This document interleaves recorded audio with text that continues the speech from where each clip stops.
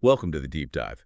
Today, we're jumping right into something really critical, figuring out how to handle these pretty choppy markets. Absolutely.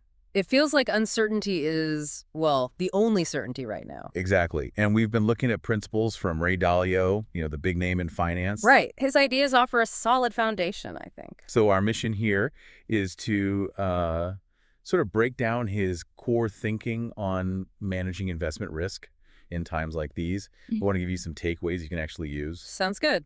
And a really central part of Dalio's whole approach is something called the all-weather portfolio. Okay, all weather. I like the sound of that. Definitely feels relevant. What's the main idea behind it? Well, the core concept is basically building a portfolio that can, hold up reasonably well no matter what the economy throws at it. Think inflation, deflation, recession. So it's about balance, preparing for different possibilities. Precisely. You're trying to avoid being massively exposed if one particular economic scenario plays out badly. Okay, makes sense. So what's actually in this portfolio? What kind of mix are we talking about? It's quite specific.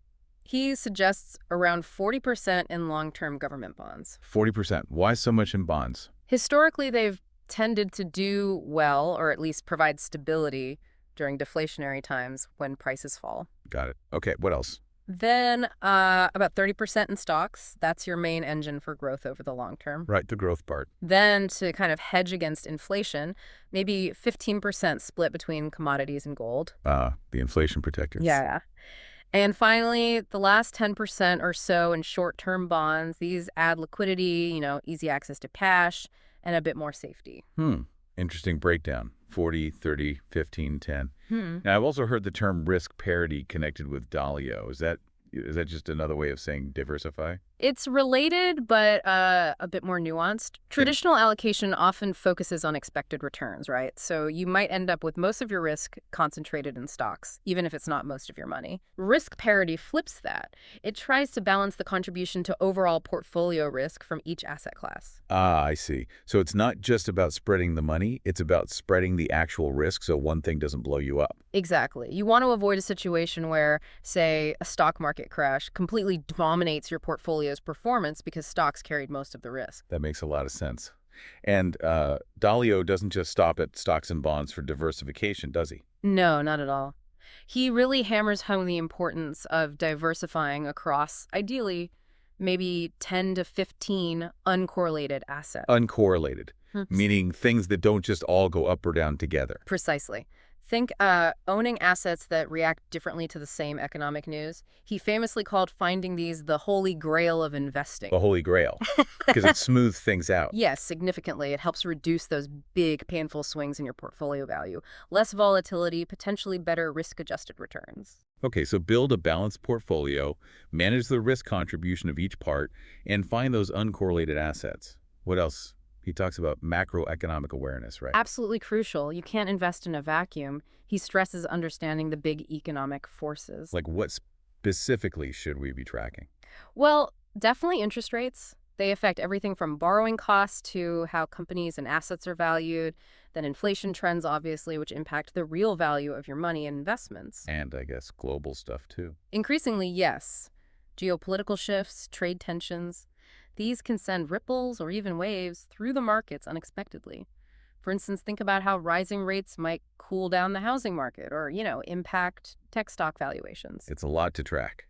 And it's easy to get, well, spooked when you see the headlines or the market drops. How does Dalio suggest handling the emotional roller coaster? Yeah, that's a big one. He warns strongly against emotional investing, making knee-jerk reactions based on fear when things are down or greed when they're up.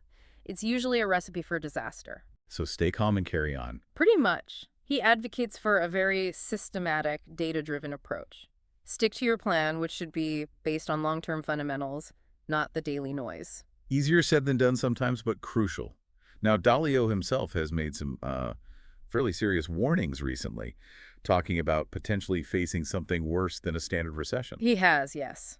He's voiced concerns about things like the global monetary order, debt levels, and rising international tensions. So how do these strategies we've discussed, like the all-weather portfolio, fit into that kind of more severe outlook? Well, that's kind of the point of them. The whole design, the diversification, the risk parity is intended to build resilience for a wide range of economic conditions, including those really challenging ones he's worried about.